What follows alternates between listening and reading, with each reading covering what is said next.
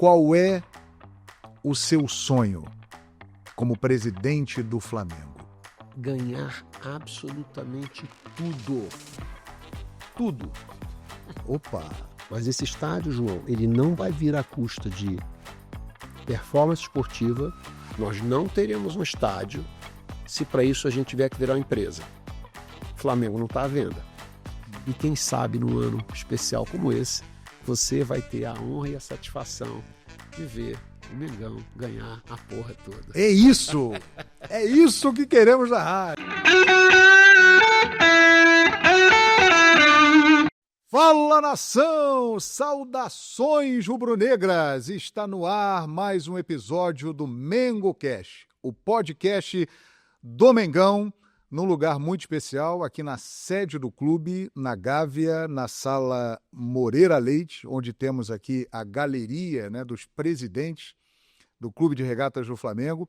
E o nosso convidado, para o nosso prazer e com certeza para a nação rubro-negra, que está muito curiosa em saber muitos detalhes, curiosidades desse início de mandato, é o atual presidente do Flamengo, Bap. Prazer enorme recebê-lo aqui no MengoCast. Bem-vindo, Bap. João, obrigado. É uma satisfação realmente estar contigo, não só no MengoCast, como aqui na Sala Moreira Leite, na sede do nosso clube de coração. Pois é, né? A gente está vendo aqui os presidentes, né, do Flamengo, né, nessa história tão linda, né, que irá completar agora 130 anos. E você sempre disse que se preparou a vida toda para estar aqui, né? Como é que está sendo essa experiência ainda no início de sentar nessa cadeira e dirigir o clube mais popular do Brasil, Bate? João, para além da emoção, né, do torcedor que está dentro de cada um de nós, tem todo esse lado de você ter se preparado, né, de ter preparado, não é só na experiência formal de executivo, de tantos anos, mas também tem um preparo emocional, né, que eu julgo ser muito importante. E nesses 12 anos de participação ativa de política rubro-negra, eu aprendi bastante sobre o clube, sobre o mercado que a gente está inserido, de uma forma ou de outra, as mudanças que houveram no mundo nos últimos 10 anos. Né? Tem muita gente que diz que nos últimos 10 anos o mundo mudou mais do que nos últimos 100. Então, ter estado no clube desses 12 anos aí, desse período de mudanças, e somado à minha experiência profissional pregressa, eu entendo que essa combinação aí me qualifica para estar na posição. E eu estou muito feliz com o que eu estou vivendo e que até agora eu tenho conseguido realizar, para além da minha felicidade, mais de 45 milhões. Sim, e o que você tem conseguido realizar, você esclareceu e mostrou numa reunião recente aqui do Conselho Deliberativo do clube. Você me falava até dessa experiência, né, que você ficou falando durante mais de uma hora e depois, e depois abriu oportunidade para que, né, os conselheiros acabassem fazendo perguntas a você também. Né? Esse é um processo novo, porque a estrutura política do Flamengo, João, os conselhos em geral, pelo estatuto, você vai aos conselhos para fazer uma pergunta. Você quer sal ou açúcar? Eu quero açúcar. Você quer bebida quente ou fria? E os conselhos votam. Então, foi algo diferente, inédito, um presidente ir prestar contas aos seus conselheiros daquilo que ele viu nos primeiros dias de governo dele, né? Do que foi feito. Então, foi interessante também porque mais de 200 pessoas assistiram remotamente à apresentação, e tinham quase 300 pessoas aqui. Então, quórum de 500 conselheiros em reuniões do Flamengo é algo para poucos eventos que aconteceram aqui. Então, não era nenhuma aprovação importante, nenhum contrato importante. Então, foi um sucesso esse processo. Eu fui muito felicitado depois pelo conteúdo, por muitos, mas também pela iniciativa de ter a transparência, de dividir com conselheiros aquilo que a gente encontrou no Flamengo, como que a gente vê situações, o que serão os próximos passos. Então já me comprometi com eles a voltar futuramente, fazer isso por outras vezes. Acho que isso vai ser bom. Acho que a gente fazer isso 2 vezes por ano está de bom tamanho. É verdade, sempre buscando a transparência, né? É porque acontece tanta coisa todos os dias que você acaba achando que aquele é normal, mas não é para o torcedor comum, né? Para o conselheiro que está aqui dentro, às vezes ele não sabe juntar os lés com os crés, né? Então é bom a gente... Você sabe que, aliás, por uma iniciativa sua, né, um investimento na Flamengo TV, eu tenho a honra de fazer parte agora da equipe da Flamengo TV, estaremos juntos nessa caminhada, eu, Daniela Boaventura e toda a nossa equipe, e a gente vai conhecendo melhor o Flamengo, né? A partir do momento que a gente está inserido aqui, e é realmente isso, né, Bap? É muita coisa acontecendo ao mesmo tempo, é uma loucura, né? É muita coisa o tempo todo, João, e são muitas tribos diferentes, né? Porque o torcedor fala, não, eu sou Flamengo. Qual dos Flamengos? É isso aí. Certo? Cara, exato. São vários Flamengos. Você tem o Flamengo do Remo, você tem o Flamengo do basquete, você tem o Flamengo do vôlei, da ginástica artística, do nado artístico, do polo aquático, do judô, do futebol feminino, do futebol profissional, do futebol de base, do tênis. Então são do sócio que vem aqui para a sauna, para a piscina. Sócio do clube social. Né? Então são vários Flamengos, né? Vários Flamengos. E todos eles são ligados, né? No dia a dia. Quem tem interesse em A, às vezes não tem em B, às vezes tem interesse em A, B, mas não tem em C. Então tem todas essas combinações possíveis aqui no imaginário rubro-negro. Sem dúvida, o universo rubro-negro e todos apaixonados e ligadíssimos e querendo saber tudo do Flamengo ao mesmo tempo. E nessa reunião do Conselho, Bap, você expôs o que você encontrou, né? O que você encontrou? Fale para a nação que está te assistindo agora no MengoCast. Como você recebeu o Flamengo para essa sua gestão? João, eu entendo que o Flamengo, durante o período eleitoral, nos últimos 6 meses, essa é uma impressão forte que eu tenho. Porque você tinha um padrão de atuação, de gestão do clube até 6 meses antes das eleições. E nesse último período as coisas não aconteceram exatamente como elas vinham acontecendo anteriormente. Né? Houve um aumento substancial do endividamento do clube, da redução de caixa, da margem operacional do clube. É como se o clube não tivesse sido tocado com o mesmo esmero que ele foi tocado durante quase 6 anos antes dessa eleição. Isso é fato. Está nos números do clube.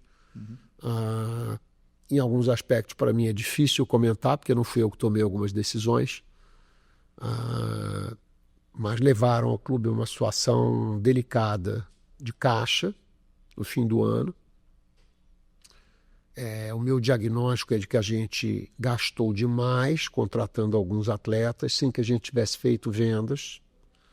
O modelo do Flamengo sempre foi vender atletas importantes em moeda forte e depois comprar atletas com essa proteção cambial. Eu recebi euros ou dólares pela venda de algum atleta, eu tenho esses euros, eu compro depois um atleta em euros ou dólares, eu não tenho nenhum risco cambial, por exemplo.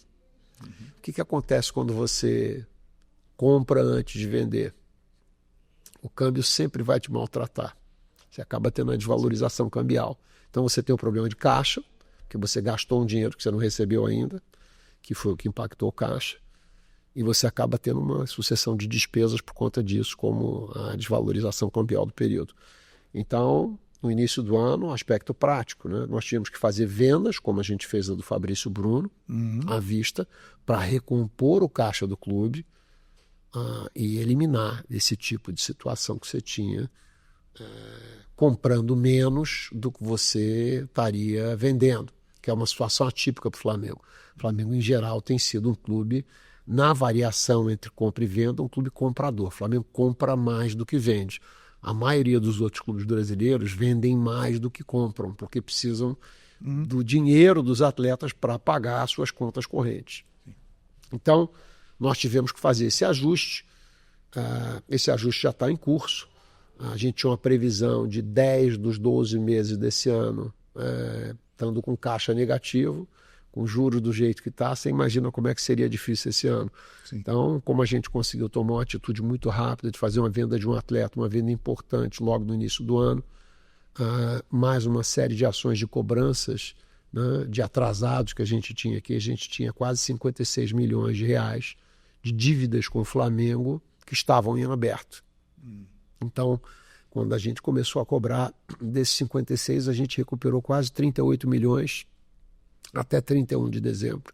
Então foi um esforço importante dessa recuperação. E isso, a combinação desses fatores, permitiu que a gente tivesse um caixa positivo, diferentemente do que era do programado, e que dá a gente uma certa tranquilidade por ano. Outra coisa é que no orçamento que foi apresentado para o futuro, especialmente para o ano de 2025, você tinha uma proposta de margem, eu acho que de 17%. Bom, com o custo do dinheiro aí 14, 15, qualquer banco que fosse emprestar dinheiro para você, não ia emprestar 14, 15, ia emprestar mais do que isso. Então a margem operacional do Flamengo projetada era menor do que o custo de qualquer dinheiro que você tivesse que buscar em banco, né? Não faria sentido você ter um negócio desse tamanho para ganhar 17% de margem. Fatura R$100, fica com 17 limpo embaixo, é complicado. Nós refizemos o orçamento todo com novas premissas, dentre elas, né, uma renovação aí da Flamengo TV, como você bem colocou. Sim. E a gente acredita que esse ano a gente vai sair dos 17% que estavam previstos para 28% de margem. Tem um ajuste de despesas, redução de despesas, ainda que a gente esteja fazendo uma Flamengo TV, né, em moldes mais ousados, tem um aumento de receitas também. A combinação desses dois vetores aí devem garantir um ano de 2025 com relativo conforto para a gente. Quando eu fiz a apresentação no Conselho, não tinha saído ainda a dotação de premiação do Mundial. Então nós colocamos um pedaço de dinheiro ali que leva a gente até as oitavas. Sim. Do Mundial. Indo para frente, você vai ganhando um dinheiro a mais, que é um dinheiro material, né? Então, você vai para as oitavas 7 milhões, vai para as quartas 13 milhões. Então, sim, vai para as semis, eu acho que vai a 21 milhões. Eu acho que é um dinheiro importante. Se o Flamengo for campeão mundial, ele ganha 102 milhões de dólares. O que daria mais de 500 milhões. 600 milhões. 600 milhões de reais. Sim. Esse ano. Né? Nós colocamos 20 milhões de dólares no orçamento da gente, que era um número razoável, que é o que a gente está dizendo. O Flamengo ele pode passar para a segunda fase, é isso que a gente está acreditando. Então a gente botou um número conservador no orçamento, mas eu tenho o otimismo de que a gente vai... E por que não, disso, né, presidente? Por que não, né? E por que não, né? Por que não? Rumo aos 102 milhões. Exato, uma vez Flamengo... A gente não tinha esses dados lá, eu não comentei no detalhe, agora eu estou comentando aqui porque isso saiu ontem. Sim. Importante. Eu tenho alguns números aqui, voltando no que você recebeu. Dia 31 de dezembro, o Caixa tinha 3,3 milhões de reais. Essa era a previsão orçamentária. Tá certo? Essa era a previsão. Pra vocês terem uma noção, sim, 3 milhões é o que o Flamengo tem de despesa corrente, por exemplo, a cada dia útil. E tinha um dia de caixa. Sim. Então, nós fizemos uma série de ações e acabou que esse número chegou no final do ano a valores melhores do que a gente esperava. A gente conseguiu até algumas antecipações, que eu caí dia 5 de janeiro. Felizmente, a gente agradece aos patrocinadores que ajudaram a gente. Porque quando você começa a abrir essas frentes, João, de tentar recuperar caixa, você fala com 10 pessoas, mas você não sabe qual das 10 vão conseguir te ajudar. Né? Então, tinha gente que devia a gente cobrou, não recebemos de todo mundo que devia a gente o que a gente esperava. Por outro lado, a gente também pediu a quem não devia a gente que puderam antecipar algumas coisas, então uma coisa ajudou a outra. E o caixa no final do ano chegou melhor, muito melhor do que esses 3 milhões, que era o que tinha sido apresentado como previsão orçamentária. Né?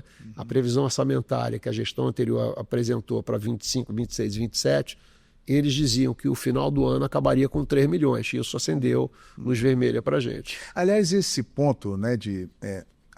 os clubes, né, muitos que estão devendo ao Flamengo, ficou banalizado no futebol brasileiro o não pagar né, BAP? E o Flamengo está adotando uma postura que tem causado até uma estranheza, quando, na verdade, deve ser uma obrigação. Mas esse comportamento do Flamengo tem causado reações aí no mundo do futebol brasileiro. Eu acho curioso, é verdade isso que você está dizendo, e eu acho curioso que quando você diz, olha, eu não vou vender mais se não for à vista, porque os clubes não honram, alguns clubes não honram com o que estava combinado, por qualquer razão, as pessoas surpreendem. Eu penso assim, as pessoas vão se surpreender com quem não paga. Pois é. Né? Então, incrível isso. Clube com irmão. Você vai formar uma liga, vai formar uma sociedade com alguém que não... Você ficaria sócio de alguém que está te devendo R$1.000, R$2.000 de uma transação? Não. Provavelmente não. Você diria, olha, comportamento não é... comportamento aí acende uma luz amarela para a gente, né? Então, eu fiquei surpreso com a reação generalizada nesse sentido, porque eu basicamente disse, olha, eu só vendo agora se for à vista. Sim. Se eu tiver dúvida, mas eu então não posso comprar. Está tudo bem. Então não compra. Para clube brasileiro, Flamengo só vai vender se for à vista ou com garantias como direito de transmissão. E dá como garantia o seu contrato de direito de transmissão. Então você tinha que receber 10 de uma Globo, por exemplo, você deve 2 para mim, a Globo vai contingenciar 2 os teus 10 para me pagar. No dia que você me pagar, eu digo para você, você me pagou, você vai lá, fala para a Globo, ela libera os 2 para você. Tá tudo certo. E muita gente não quer comprometer estas linhas de crédito futuras, né, com uma dívida passada, que é um hábito antigo, como você falou, do futebol brasileiro, de você seguir comprando jogadores sem que você cumpra com as suas obrigações. É o famoso jogar para a torcida, para a galera, né? Vamos comprar e vamos empurrando para frente. E vamos empurrando. Vamos empurrando. É inacreditável. O Flamengo, com essa medida, ele está colocando, mesmo que seja um tema também que cause muita discussão e muitos são contra, é o início do fair play financeiro, né? Muito basicamente, sim. Né? O fair play financeiro, ele vai além disso na medida em que ele determina que você não pode gastar um dinheiro que você não tem. Então, falando claramente para quem está em casa nos assistindo, né? O Flamengo paga todos os impostos, o Flamengo paga todas as despesas trabalhistas, as obrigações trabalhistas. Flamengo não deve nada a ninguém. E aí você vai concorrer com alguém que alega que para concorrer com o Flamengo, ele não vai pagar imposto, ele não vai cumprir com as obrigações, ele não vai pagar os atletas, não vai pagar os agentes. Então, assim, é razoável isso? Então, se coloca no lugar de um dirigente do Flamengo.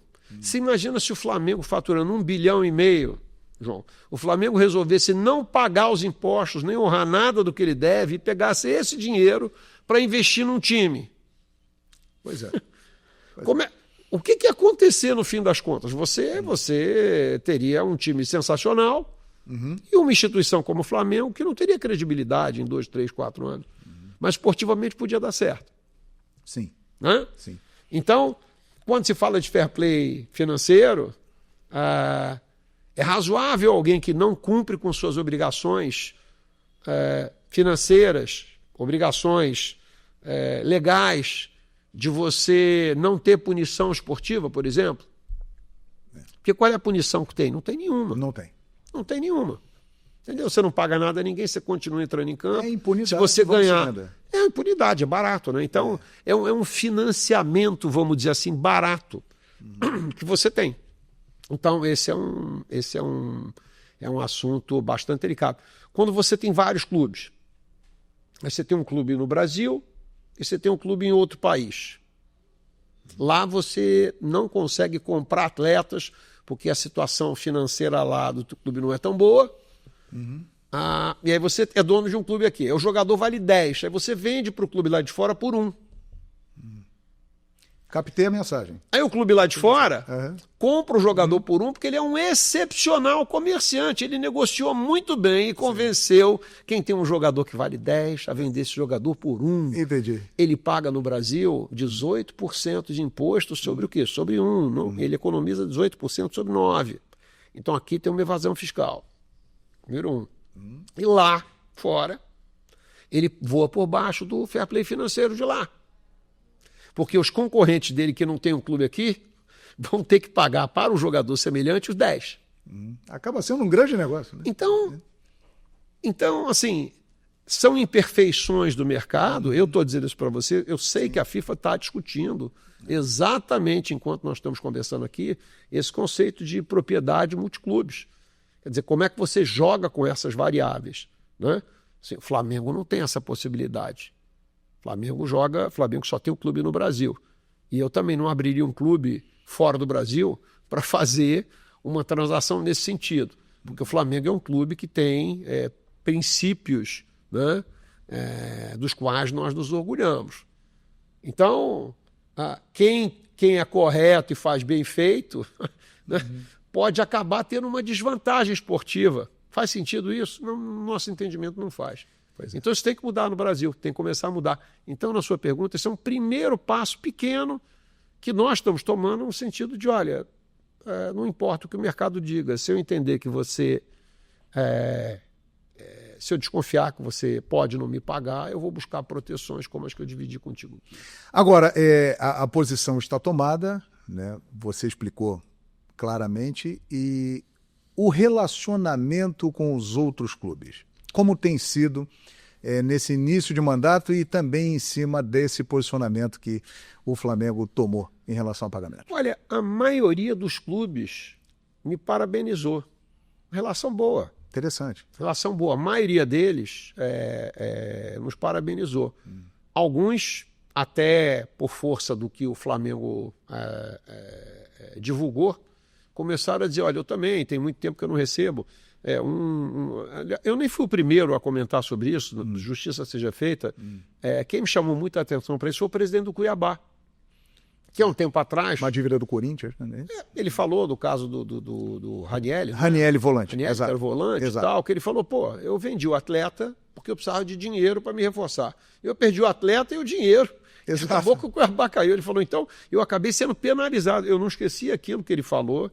Eu me solidarizei com ele e emitimos uma nota nesse sentido. Quer dizer, na verdade, sendo justo aqui, ele foi o primeiro a chamar a atenção disso. E depois, quando eu assumi aqui, eu percebi que olha, o Flamengo também tinha sido vítima disso. E outros clubes disseram a mesma coisa. Então, alguns presidentes se solidarizaram. Pelo menos 6 presidentes comentaram comigo de maneira espontânea um assunto, se solidarizando e falando sobre a decisão do Flamengo. E outros 2 ou 3, sem falar diretamente nisso, também exteriorizaram, especialmente os que estavam lá em Assunção, para o sorteio da Libertadores, que a gente de que isso podia ser um embrião do processo de fair play financeiro e tal. Então eu entendo que se eles comentaram isso é porque, de alguma maneira, eles subliminarmente concordam com o nosso ponto de vista.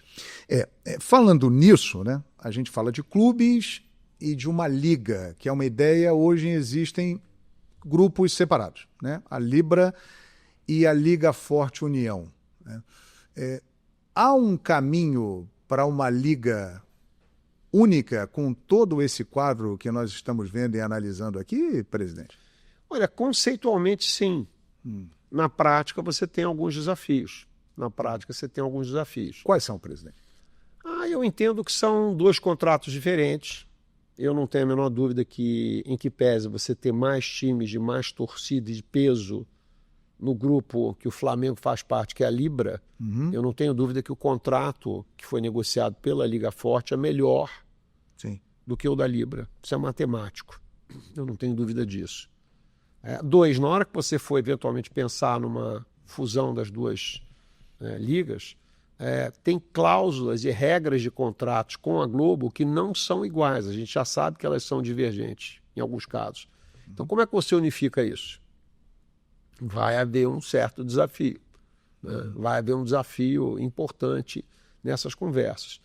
E para além de posições que são pessoais, como a do Flamengo, que eu entendo que a entrada do Flamengo na Libra, na forma como o contrato foi negociado, isso foi muito prejudicial ao Flamengo. Eu estimo que o Flamengo perdeu alguma coisa como entre 450 e 500 milhões de reais em 5 anos. Então, isso é um desafio que a gente já tem e que, como dirigente do Flamengo, independentemente da em que circunstâncias isso foi assinado, eu não aceito uma situação dessa para o Flamengo. Eu não acredito que a gente deva conviver com isso de maneira pacífica. E nós vamos buscar o ressarcimento desse dinheiro. Evidentemente que isso vai trazer desconforto, vai trazer novas disputas. Isso pode ter um impacto nisso que você falou, né? No timing, no tempo que vai demorar para isso acontecer. Porque se você junta antes, depois eu não vou resolver esse problema. Exato. Tá certo? Primeiro, né? Combate para depois... casamento sim, mas vamos resolver alguns detalhes. Exato. E depois a gente casa. E depois a gente casa, é isso. Buscar o ressarcimento. Como, presidente? Eu entendo que uma parte é dentro da própria Libra. Nós temos um entendimento de que houve alterações na distribuição do bolo dentro da Libra, que o Flamengo saiu prejudicado de critérios de distribuição. Então isso monta um determinado volume de dinheiro. O Flamengo abriu mão de alguns direitos que ele tinha por ter um contrato único e individual, que por acaso eu contribuí na confecção desse contrato. Então o Flamengo abriu mão de direito de veto, o Flamengo abriu mão de mínimo garantido, o Flamengo abriu mão de que o Flamengo jamais ganharia menos do que ele ganhou na média nos últimos 5 anos. Então eu jamais teria aberto mão de todos esses aspectos para estar na Libra, porque a Libra não trouxe nenhum outro benefício para o Flamengo, perceptível até agora, que não a perda material desse dinheiro. Então o Flamengo já entregou muita coisa e não teve nenhuma contrapartida. Então, seja porque eu sou profissional desse mercado, entendo alguma coisa disso, apesar de jamais ter sido chamado a contribuir nessa negociação, ainda que a posteriori eu entendo que ali tem alguns vícios e nós estamos endereçando esses vícios. Então a parte é dentro da própria Libra. A outra é que eu entendo que exatamente porque não havia da parte da Libra alguém negociando com a expertise que havia do lado da Liga Forte, o Edgar Diniz, que foi um negociador pelo lado da Liga Forte, vem do mercado de televisão também como eu, há mais de 20 anos. Sim. Então o Edgar trabalha com isso, montou a Live Mode, foi quem montou a Copa do Nordeste. Sim. Então é um expert nesse assunto e o Edgar fez uma negociação excepcional, no meu ponto de vista, para uma liga que, em tese, tinha menos audiência do que a Libra. Então, daí vem esse desnível. Então, eu entendo que, quando a Liga Forte quer se juntar com a Libra, na minha opinião, um pedaço desse dinheiro que o Flamengo perdeu deve vir também da Liga Forte. E um outro pedaço da Globo. Entendi. Tá certo? Entendi. Por quê? Porque quem compraria direitos de transmissão, João, de um campeonato brasileiro de 19 clubes e não compraria do Flamengo?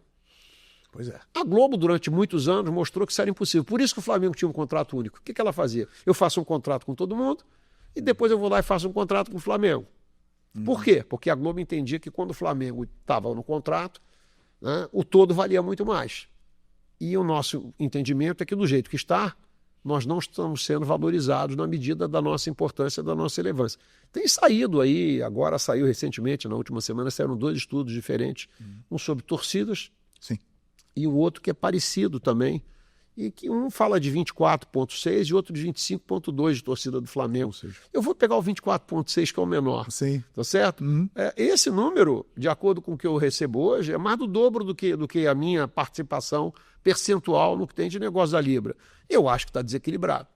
O Flamengo entregou uma parte importante do que ele teria a receber e você pode dizer, mas a Globo não tem nada com isso. Não tem, mas tem. Porque, de alguma forma, é parte do show, do espetáculo. Né? A Libra não tem nada que ver. Tem muito que ver. Tem muito que ver porque nós somos parte da Libra e essa mudança de regra, ainda que aprovada pelo Flamengo, tem impacto material. E da mesma maneira que você mudou para um lado, você pode reverter e mudar para o outro, fazer um pequeno ajuste para ajudar um clube co-irmão. Não é? Entendi. Não somos irmãos? Sim. Não é? Mas tem que ser irmão mesmo. Tem que ser irmão de verdade, na alegria e na tristeza. Não é um quilo de sal também. Exato. E para juntar com o outro lado da Liga Forte, já que eles foram tão bem lá, parabéns ao Edgar, né? Ao Carlos Gamboa, fizeram um grande trabalho. Eu acho que para juntar, para ter o Flamengo na festa também e o futebol brasileiro ser o Flamengo, não é a mesma coisa. Né? Eu acho que cabe um ajuste. Então, basicamente, eu entendo que é uma questão de como você redivide o dinheiro que foi conquistado. E eu entendo que o Flamengo merece mais. E o primeiro passo para isso, a maior torcida do mundo, está espalhada pelo mundo, FlamengoTV.live. O rubro-negro que mora fora do Brasil terá acesso aos jogos do Flamengo como mandante no Campeonato Brasileiro, com a narração da equipe da Flamengo TV. É o primeiro passo? É o início desse caminho? É o início desse caminho porque, João, esse contrato que a gente está assinando agora, ele é um contrato de 5 anos de duração. Sim. Tá certo? E a gente acha que demora muito. Mas é incrível como o tempo voa. Então nós vamos trabalhar no sentido de nos aperfeiçoarmos, de entregarmos o grande produto, porque daqui a 5 anos, talvez o Flamengo faça tudo dele sozinho. Não sabemos. Mas a experiência internacional vai ser importante. Nós estimamos que tem alguma coisa como 900 mil rubro-negros morando fora do Brasil.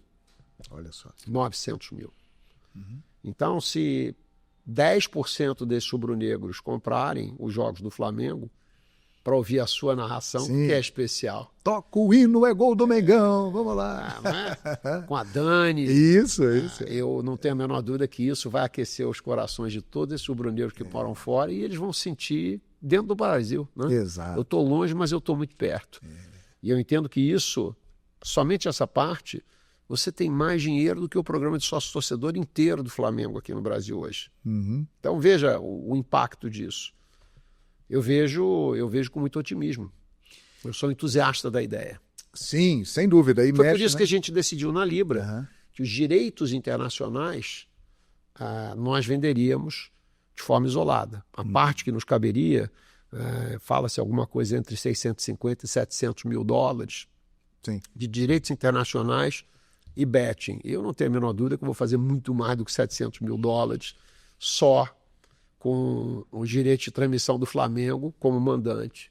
É isso aí. Para esses rubro-negros, eu não tenho a menor dúvida, vai ser um sucesso, eu tenho certeza. É isso aí, FlamengoTV.live, você que mora fora do Brasil, é rubro-negro, vai acompanhar com a gente na Flamengo TV os 19 jogos do Mengão como mandante no Campeonato Brasileiro. Eu fico imaginando o cara que mora lá em Dublin, mora em Nova York, mora em Tóquio, rubro-negro ou aquela rubro-negra, ele vai sentir aquela energia da magnética da nação rubro-negra. Isso é algo muito forte, muito sentimental, né? Tem uma emoção muito grande envolvida aí, né, Pedro? Eu tenho um irmão que mora fora, né? Olha aí. Eu tenho um irmão que mora fora e que está animadíssimo comigo com esse assunto, quer falar do assunto, quer dividir. Essa coisa da proximidade, né? Se sentir próximo, entendeu? Ainda não está acreditando. Mas o João Guilherme ele vai aparecer de vez em quando, ele vai narrar. Eu falei, vai narrar. Os 19 jogos. Os 19 jogos. Eu falei, mas qual é a dúvida que você tem? Ele falou, não, é porque é tão bom é tão bom que eu fico achando que talvez não seja verdade, galera. É isso mesmo. É legal, estamos aqui. Muito bacana, muito bacana. Flamengo TV, vestindo a camisa do Mengão, estamos juntos, né? No canal de comunicação desse verdadeiro fenômeno que é o Flamengo. E vamos transmitir, presidente, 19 jogos como mandante do Brasileirão, que é a prioridade do Flamengo? É a prioridade esse ano, com toda certeza. O brasileiro é a prioridade do Flamengo. Esse é um assunto que é discutido dentro do clube de muito tempo, João. Porque você tem mais dinheiro de premiação na Libertadores e na Copa do Brasil do que você tem no Brasileiro, de premiação. Porque os modelos são diferentes. No Campeonato Brasileiro, você ganha dinheiro com direito de transmissão. Sim. A premiação é relativamente mais baixa. Então, se você for campeão brasileiro, você vai ganhar 40, 42 milhões de reais, se não me engano. Se você ganha uma Copa do Brasil, você ganhava 84 nesse último ano. Você joga 38 jogos no Brasileiro e joga 10, no caso do Flamengo, para ser campeão na Copa do Brasil. Você não precisa ter constância, nem consistência, nem regularidade na Copa do Brasil. Só precisa ganhar 5 jogos. Tem que ganhar os 5 jogos certos. Né? É isso. Você pode perder 5 e ganhar 5 e ser campeão da Copa do Brasil. Libertadores, são 13 jogos. Você tem que ganhar na Libertadores para ser campeão 7 jogos, desde que você ganhe o último. Isso. 13 da Libertadores mais 10 da Copa do Brasil são 23 jogos. Ora, Se você ganhar a Copa do Brasil e Libertadores, como foi o ano do Flamengo de 2022, você ganha alguma coisa como 202, 203 milhões de reais. Uhum. Você joga 23 jogos, você ganha 203 milhões. Uhum. E é mata-mata, você não precisa ter regularidade. Sim. E se você for campeão brasileiro, você ganha 42 milhões jogando 38 partidas. Então, 5 vezes mais. Sim. Então, menos partidas, mais dinheiro. Isso é o lado financeiro. Sim. Mas o que vale mais para o torcedor? No nosso entendimento, vale mais o Campeonato Brasileiro. Então, nossa prioridade é Brasileiro, Libertadores, Sim. Brasileiro, Libertadores e Copa do Brasil. É assim mesmo, o telefone do presidente do Flamengo não para de tocar toda hora. Então, nós tomamos essa decisão. Nós vamos ter gatilhos. Se você ganha um campeonato ou 2 campeonatos, você ganha mais dinheiro. Se você tem uma classificação pior do que a esperada, você perde dinheiro em alguns, mas você pode recuperar em outros. E eu estou animado com o modelo, porque o modelo está muito alinhado com o que o torcedor deseja. Então, estamos animados para esse ano de 25. Começamos bem, né? Sim. Com conquistas boas no início do ano. Né? Supercopa, Taça Guanabara, Campeonato Carioca, o próprio Super 8 do basquete. Então, estamos animados com esse início de ano. Oxalá seja prenúncio de um grande ano.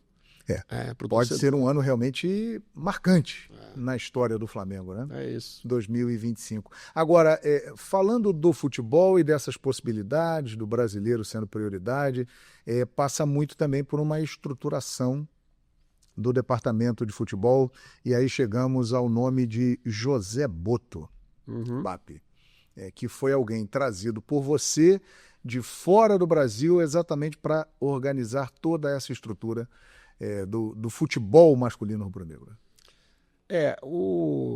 A contratação do Botto, ela fez parte de um processo de mais de um ano de busca, sabe, João? Conversei com muita gente de fora, conversei com diretores técnicos, conversei com técnicos, me informei sobre os perfis, e ainda que viesse um profissional de fora, qualificado, você tem que, pelo menos no meu ponto de vista, a gente tinha que trazer alguém que entendesse a cultura e o DNA rubro-negro, que entendesse exatamente o que a gente espera, né? Nós já tivemos profissionais estrangeiros no Brasil que diziam, olha, jogar contra o Fluminense ou contra um outro clube qualquer, mais frágil ou de menos tradição, vale os mesmos 3 pontos. Então, se for o caso, eu vou poupar contra o Fluminense, porque o outro eu tenho até mais chance de ganhar os 3 pontos. Isso não funciona assim. De maneira não funciona. Mas eu entendo o racional por trás desse tipo de decisão. Eu respeito, só não aceito. Sim. Então é importante você conversar com as pessoas para que o que é combinado não é caro, né, João? Combina antes, olha, entenda como é que nós somos bipolares. Outro dia eu ouvi uma frase maravilhosa de um rubro-negro querido, que eu inclusive roubei para mim, uma pessoa muito razoável, e ele fez um comentário absolutamente estapafúrdio, né? Mas travestido do rubro-negrismo dele, ele disse, BAP, meu amigo, em assuntos de Flamengo, eu me permito não ter nenhum compromisso com a coerência.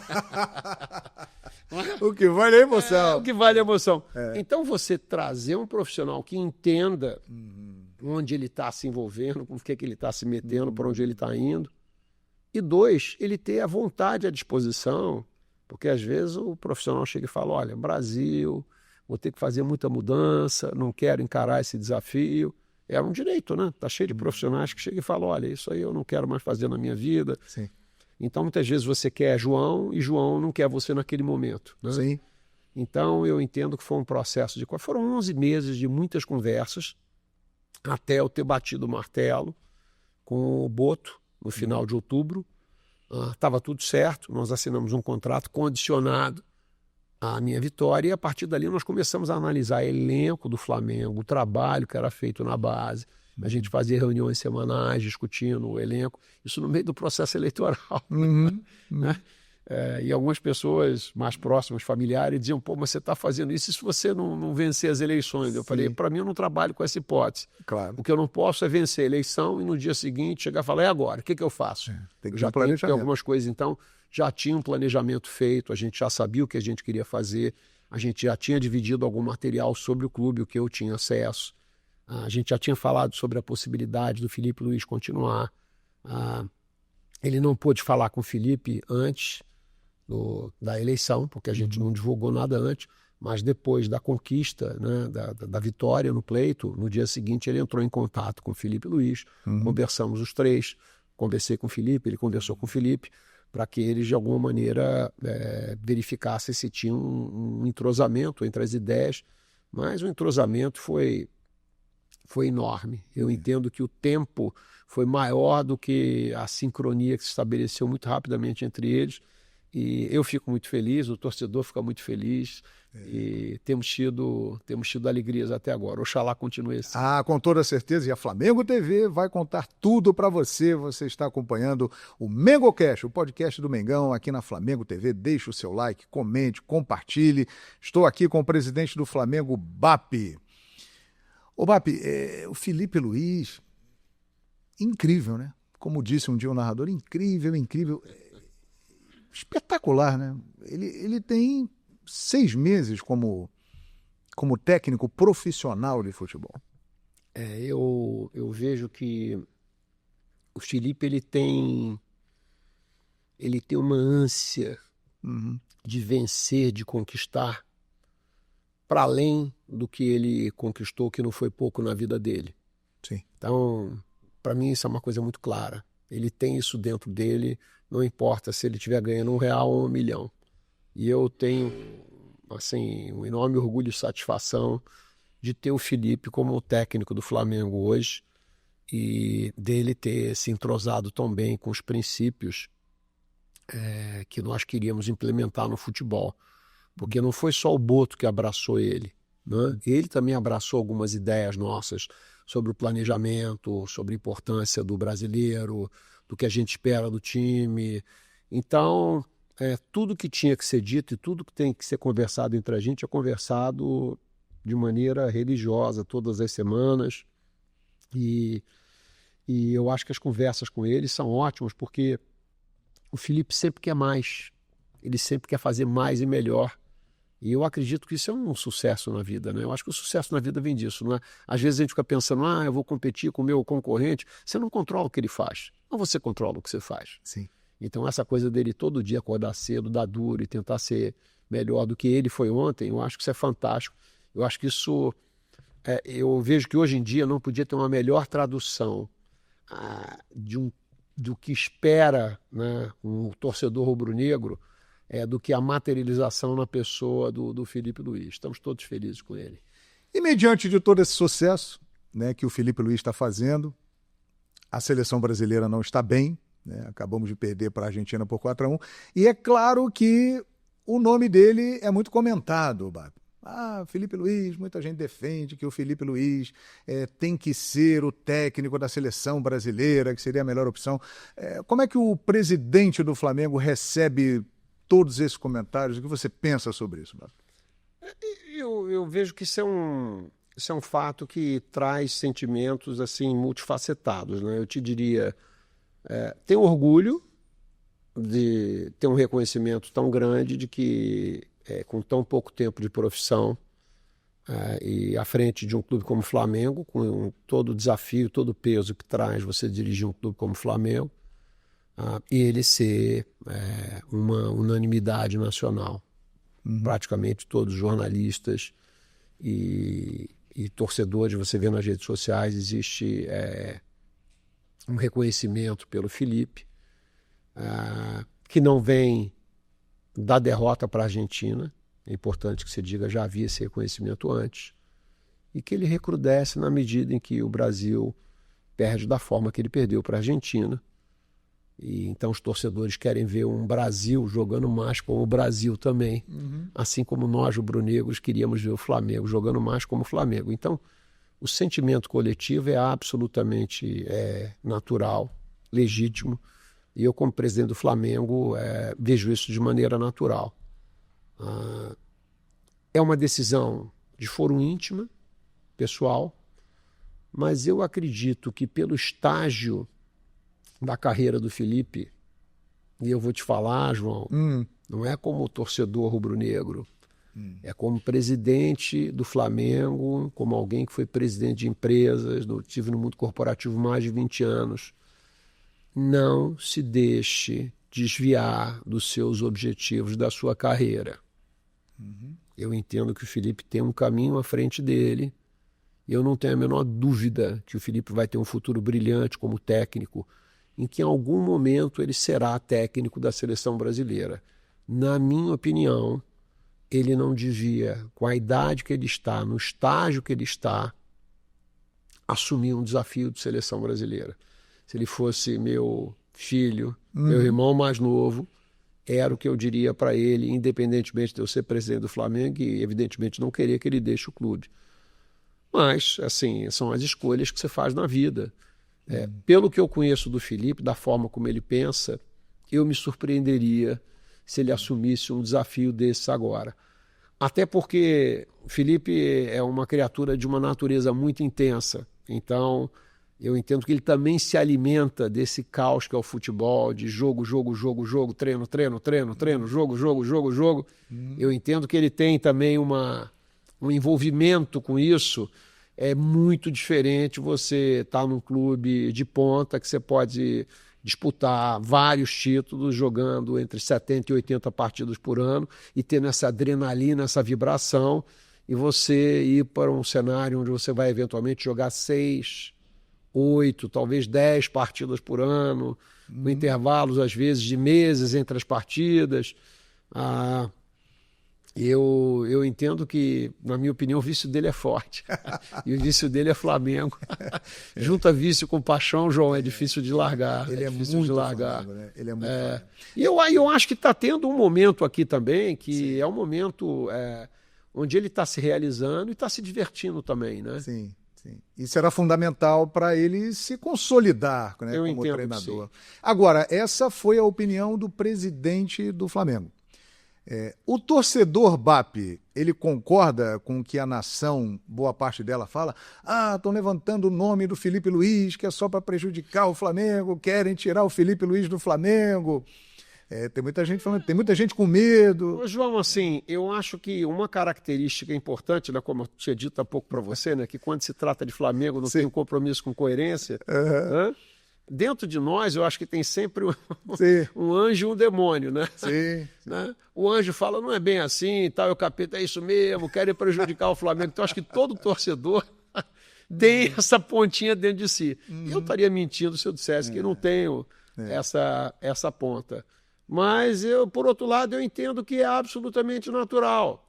Se o Flamengo tiver, antes do Brasil perder da forma que ele perdeu para a Argentina, já havia comentários sobre o Felipe Luiz. Então não é que a derrota para a Argentina ensejou esse tipo de clamor popular. Reforçou, ele vê, na medida em que foi... Porque a diferença do Flamengo com o Felipe Luiz, ela veio crescendo de forma positiva ao longo desses 6 meses, como você falou. Então isso não só surpreendeu muita gente, como encantou quem gosta de futebol no Brasil, encheu de orgulho o rubro-negro, que tinha, desde a saída do Jorge Jesus, a torcida do Flamengo não teve uma conexão tão forte com nenhum treinador, assim, de todos esses. Então, depois de Jesus, se não me engano, eu acho que o Felipe Luiz foi o 11º, ou 11º depois do Jesus. Então, ele resgatou essa conexão da torcida com o treinador, né? O Flamengo hoje, assim, o Jesus virou um ídolo da nação e o Felipe Luiz também. Sim. Certo? Então eu entendo que o torcedor que tem todo o direito de achar que existe uma teoria da conspiração.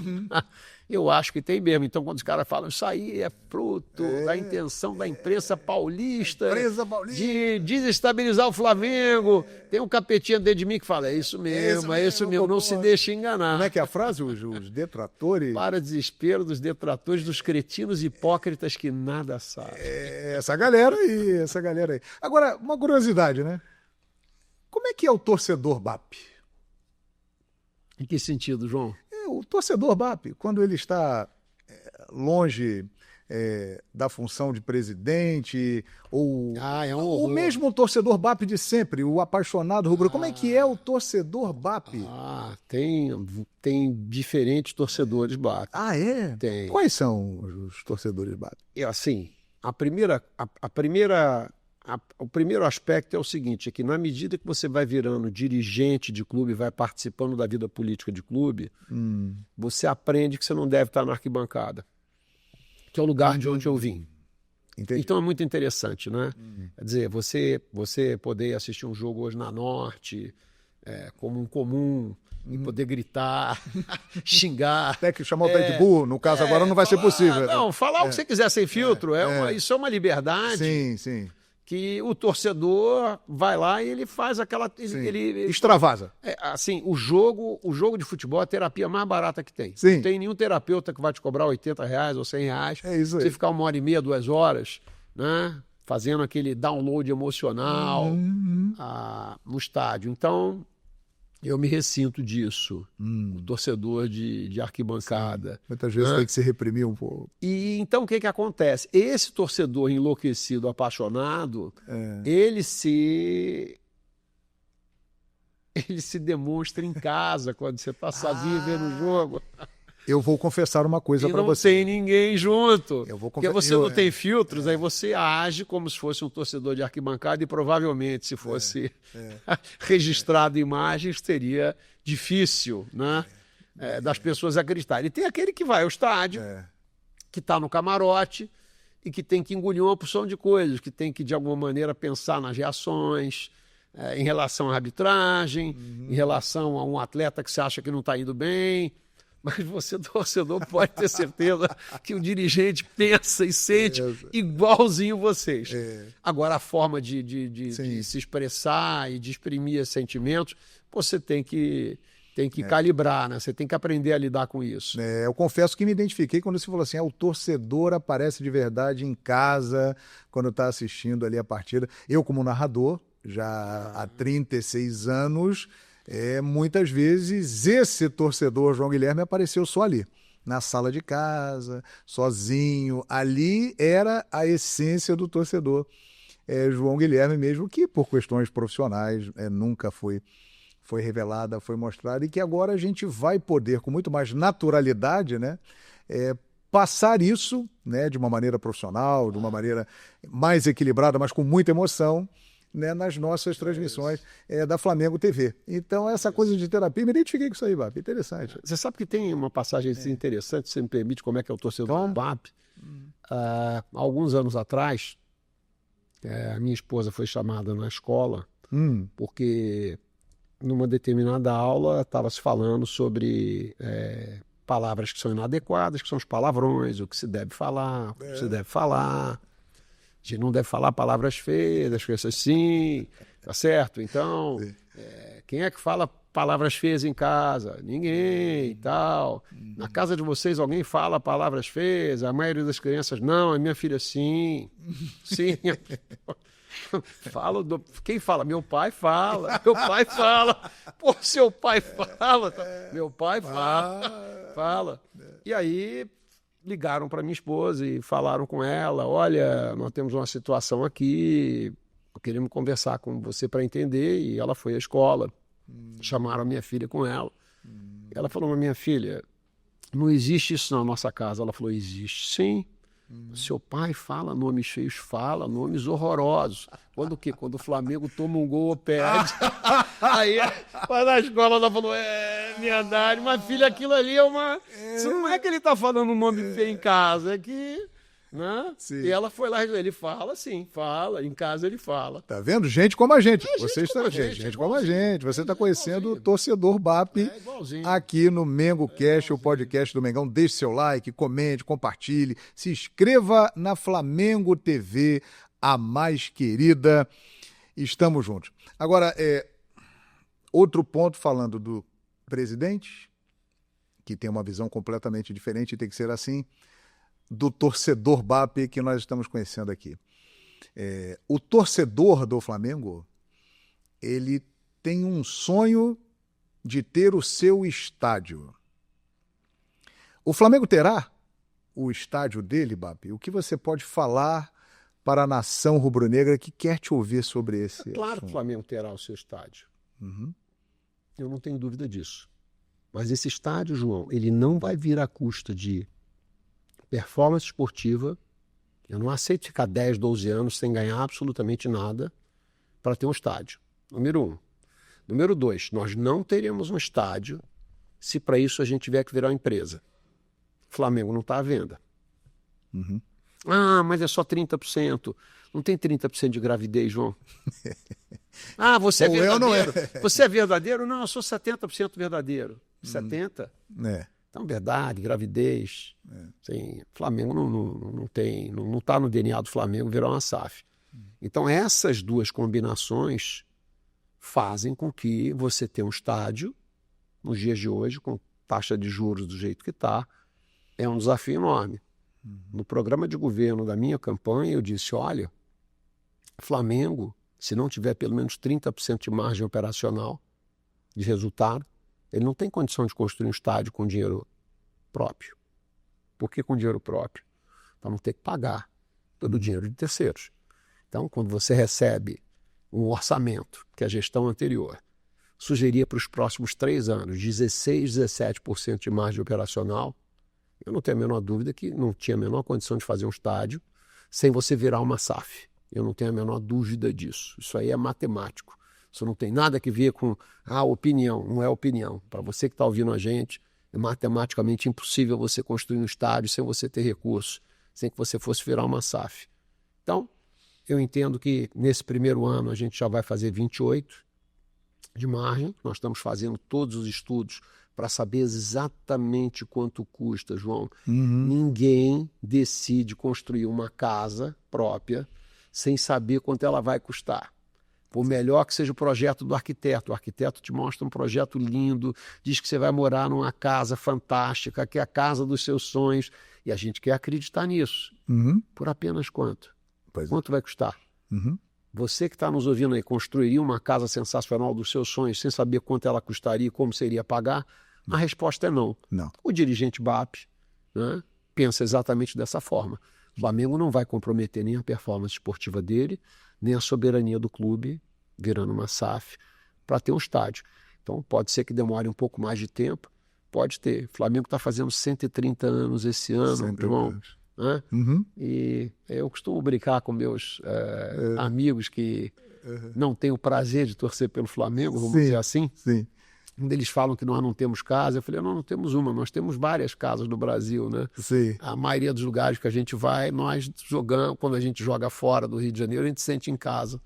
Então eu entendo que o Flamengo, nesse aspecto, ele é meio Rolling Stone, meio Madonna, né? Onde ele vai, o público vai atrás. Onipresente. É onipresente. Então eu entendo que vamos ter, mas não será à custa de sofrimento do torcedor, nem do sofrimento do caixa do clube, nem de soberania. Ou seja, terá, mas calma que o estádio no gasômetro sairá. Mas o Flamengo tem a sua casa, que ele administrará até 2044. O Maraca. O Maraca. Não é? O Maraca é nosso, não é isso? O Maraca é nosso. O Maraca é nosso. E teremos o nome de uma empresa junto ao nome do Maracanã? Essa música aí, presidente? Essa é uma possibilidade. É claro que você precisa ter um acordo com o governo. Eu entendo que a marca Maracanã seja um ícone e, analogamente, da mesma forma que você tem que ter, não tem aquela história do jogador que tem que ter estofo e tem que vestir um manto sagrado, e tem jogadores que vestem um manto e ele pesa 10 gramas. Sim. Tem outros que vestem um manto e ele pesa 10 quilos. Exato. Né? Sim. Eu entendo que, analogamente, para você colocar alguma marca junto do Maracanã, tem que ser uma marca forte. Né? Você não pode botar Boteco do João, Maracanã, Boteco do João. Não faz muito sentido. Exato. Mas você tem algumas marcas grandes que eu entendo que estão aqui há muitos anos e daqui a 100 anos continuarão estando aqui, que você se colocasse ao lado do Maracanã, a matemática do marketing aí podia fazer 1 mais 1 dá 3. Então, nesse sentido, eu acho que é possível você ter naming right no Maracanã, sem emascular jamais a marca do Maracanã, que para mim é um símbolo ímpar. Eu acho que qualquer marca se sentiria honrada de estar ladeada pela marca do Maracanã. Mas eu estou te falando aqui conceitualmente. É claro que isso tem que ter a aprovação do governo do estado também. Já que estamos falando de Maracanã, vou voltar para o torcedor BAP. Qual o seu primeiro jogo no estádio? Isso é uma coisa que é inesquecível, BAP. Olha, o primeiro jogo que eu fui ao Maracanã não foi do Flamengo. É mesmo? Não foi, porque meu pai era vascaíno e meu pai não era muito afeito a ir a estádio, né? Anos depois eu fui descobrir que o choque de 50, ele ficou tão decepcionado com 50 que ele resolveu se afastar dos estádios. Eu fui descobrir que meu pai era vascaíno com 14 anos de idade, já tinha uma certa idade. O primeiro jogo que eu fui ao Maracanã foi Brasil e Paraguai nas eliminatórias de 69, deviam ter 170 mil pessoas no estádio, gol do Pelé 1-0 contra o Paraguai. 189 mil pessoas. 189 mil. E eu tive naquele jogo, foi a primeira vez que eu fui sentado no pescoço dele, no ombro dele aqui, como tantos outros. Eu acho incrível como é que naquela época eu botava 180, 190 mil, não morria ninguém. Exato. Mas se você olhar aquilo na televisão hoje, você fala, vai morrer 10 mil, vai ser uma catástrofe. E todo mundo entrava espremido, chorava, era pisado, mas saía todo mundo vivo, né? Exato. Então esse foi o primeiro jogo que eu fui no Maracanã. Eu já tinha 8 anos nessa época. E o primeiro do Flamengo? O primeiro jogo que eu fui do Flamengo no Maracanã foi eu acho que foi um Fla-Flu. Foi um Fla-Flu em 1970. Foi o primeiro jogo do Flamengo. Sim, 1970, Fla-Flu, o primeiro jogo do torcedor BAP. E o seu ídolo? Zico. De bate-pronto. Isso aí. Não, Zico, Ayrton Senna, né? Ayrton Senna. Ayrton Senna, por tudo que ele representou, não. Ayrton Senna era um cara excepcional, mas Zico e Ayrton Senna, de longe, os dois maiores. Aliás, eu soube que, além do futebol, do Flamengo, o automobilismo é algo que mexe com o seu coração. Eu gosto. Né? Você é apaixonado por velocidade, carro? Eu gosto de velocidade, carro, motor, eu gosto disso. Eu gosto disso, me sinto à vontade nisso. Gosto muito. Veio acompanhando essa época toda de Fórmula 1, Fittipaldi, Piquet, Senna. De tudo, né? De tudo, né? Foi uma época sensacional, né? Eu me lembro de começar a acompanhar o Emerson Fittipaldi no rádio. Opa, o pai dele era narrador, inclusive. O Barão, né? Então, assim, quando você olha para anos importantes do Emerson, né? 72, 74, época dele, Jack Stewart, Jack Hicks, esse cara, Danny Hulme, esses grandes pilotos, né? Você ouvia falar desses caras no rádio. Isso era a Rádio Globo. Você ouvia essas transmissões. Depois começa a ter televisão mais para frente um pouco, mas quando o Emerson começou a surgir, você não viu o Emerson na televisão. Não era assim no início, né? Então eu era um daqueles que acordava cedo nos domingos para ver Ayrton Senna, Alain Prost, Nigel Mansell, Piquet. Então isso fez parte da minha vida. Grandes momentos, tá vendo? Você está conhecendo mais do BAP, presidente do Flamengo, aqui no MengoCast, o podcast do Mengão. E BAP, um momento, se você parar para pensar agora, o seu momento inesquecível como rubro-negro. 2019 em Lima. Esse aí... Realmente, incrível, épico, memorável. Eu acho que para todo rubro-negro, né? Eu acho que para todo rubro-negro. Alguns dizem, o título mundial em 81. Mas assim, em 81, eu como rubro-negro tinha certeza que a gente ia ser campeão mundial. Sim. Talvez os ingleses tivessem surpreendido, porque não tinha o nível de informação que você tem hoje e tal. Mas assim, nenhum rubro-negro, todos ficaram eufóricos com a conquista, mas nenhum rubro-negro se diz surpreendido. Sim. Certo? Exato. No primeiro tempo já matou o jogo. Talvez a surpresa foi mais rápido, mais fácil do que a gente imaginava. Eu esperava um jogo mais duro, mas nenhum rubro-negro achava que não seria campeão mundial. Exatamente. Certo? Exato. Agora, em Lima, pelo enredo, pela forma como a coisa foi se desenrolando, a Libertadores como um todo para a gente, extraordinária, né? Foi extraordinária, né? Eu vejo assim, se fosse um roteiro hollywoodiano e o escritor tivesse desenhado aquele script, alguém diria, pô, pega leve, tá muito... Você está exagerando um pouco, tá meio que sensacionalista demais, dá uma aliviada aí, bota um gol aos 30, outro aos 44, não bota 2 assim no final não, que fica ruim, ninguém vai acreditar nisso. Então, sem sombra de dúvidas, o jogo da final de Lima contra o River Plate, para mim, é o jogo da minha vida e eu acho que vai ser difícil ter outro igual. Acho que viram muitas conquistas, depois já vieram muitas, mas aquela sempre ficará na lembrança do rubro-negro, né? Você estava lá no estádio, né?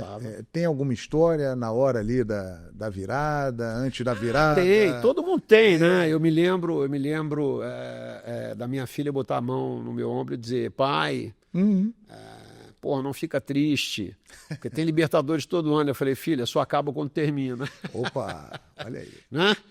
O torcedor BAP estava acreditando. Eu acho que tem a coisa do torcedor e tem a coisa da personalidade, né, João? Assim, eu sempre lidei muito mal com a derrota a vida inteira. A vida inteira. Então, a derrota é um troço que me faz... É claro, ninguém gosta de perder. Né? Quem gosta de perder? Ninguém gosta de perder. Mas eu nunca tive muito espírito esportivo nas derrotas, nem nas peladas, nem nada. Então sempre reagi de uma maneira péssima a isso. E ali, a expectativa da gente ali era empatar o jogo. A gente sentia que dava para empatar. Então, quando eu falo aquilo para minha filha, eu estava pensando dentro de mim, dá para a gente empatar ainda, porque talvez tenha 5, 6 minutos de acréscimos. Né? E na prorrogação, para mim, estava muito claro que a gente ia sobrar em campo ali, que a gente estava com mais pernas. A verdade é que o River fez uma partida sensacional durante 70 minutos. Isso. No final, o Flamengo. Quando deu 20, 25 do segundo tempo, você viu que é o seguinte, olha, faltam alguns quilômetros e o cara já está na reserva de combustível. Então, a gente teve chance, a bola não entrava. Então, ali a expectativa generalizada era de buscar um empate para, na prorrogação, ser campeão. Né? Esse era o plano imaginário. Não chegou a prorrogação. Não, mas assim, muita gente que estava no estádio não acreditou quando teve o segundo gol. Exato. Tinha gente que estava lá que achou que foi replay. Como é que pode ser replay se você está ao vivo? Não, mas muita gente sentiu isso. E muitos não gritaram, choraram. Não, choraram. As pessoas ainda estavam comemorando do primeiro gol quando veio o segundo. Quem estava muito perto de mim, caiu feito uma pedra, foi o Júlio César. Sim, essa imagem apareceu. Com o tamanho que ele tem, se não tivesse gente, se o estádio não tivesse cheio, talvez ele tivesse morrido ali. Porque com o tamanho dele, ele ia cair, ia bater com a cabeça no concreto da arquibancada, então ele caiu em cima das pessoas, ficou, sei lá, 2 ou 3 segundos apagado, levantou sem entender direito o que estava acontecendo. Uma loucura. E aí, então, aquilo foi uma loucura, aquilo foi uma catarse coletiva jamais vista. Eu nunca vi tanto marmanjo e tanta gente se abraçando e chorando de alegria como naquele dia. E com a dimensão que o Flamengo tem, tudo o que acontece no Flamengo ganha uma dimensão muito grande. Então, 23/11/2019 é um dia para sempre. E gerações rubro-negras virão e saberão dessa história e dessa conquista. Presidente BAP, qual é o seu sonho como presidente do Flamengo? Ganhar absolutamente tudo. Tudo. Opa! Vencer. Uma vez Flamengo, o Flamengo até morrer. Vencer.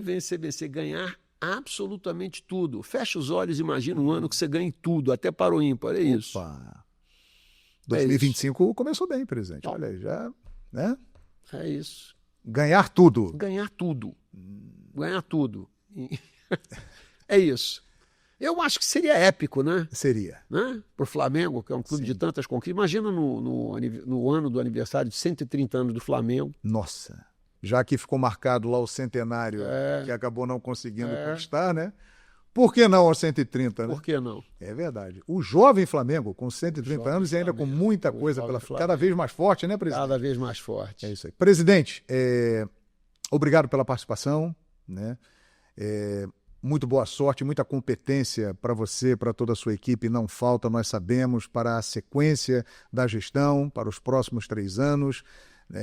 Estaremos juntos na Flamengo TV, contando todos esses momentos e toda essa história desse Flamengo presidido pelo BAP, e que o seu sonho se realize.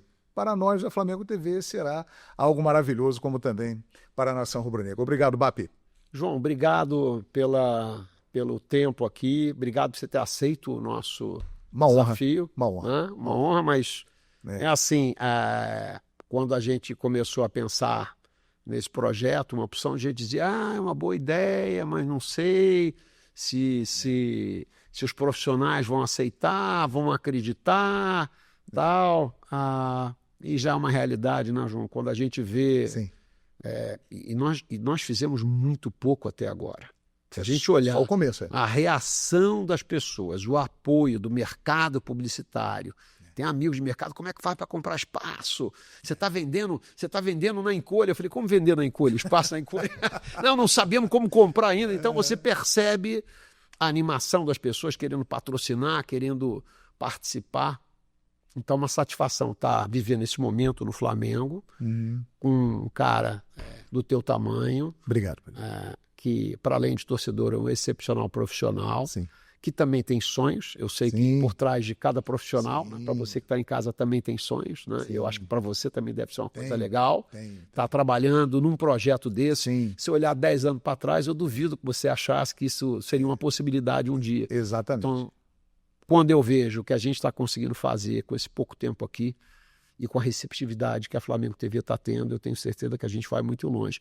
E quem sabe num ano especial como esse, você vai ter a honra e a satisfação de ver o Mengão ganhar a porra toda. É isso! É isso que queremos narrar. Já pensou? Flamengo super campeão mundial. No Rio não tem outro igual. Só o Flamengo é bicampeão mundial. É isso, então. O Flamengo é o primeiro tetra da Libertadores da É América. isso. Flamengo 9 vezes campeão brasileiro. Aí, ó, já está até ensaiando. Flamengo hexa da Copa do Brasil. Vamos com tudo, presidente. Vamos com tudo. Obrigado, BAP. É isso aí. Obrigado, João. Saudações rubro-negras. Legal. Tudo de bom aí. Isso aqui é Flamengo. Saudações rubro-negras. Você acompanhou o MengoCast com o presidente do Flamengo, BAP. Estamos juntos. Se inscreva na Flamengo TV e venha com a gente viver toda essa história de muita emoção. Valeu, galera!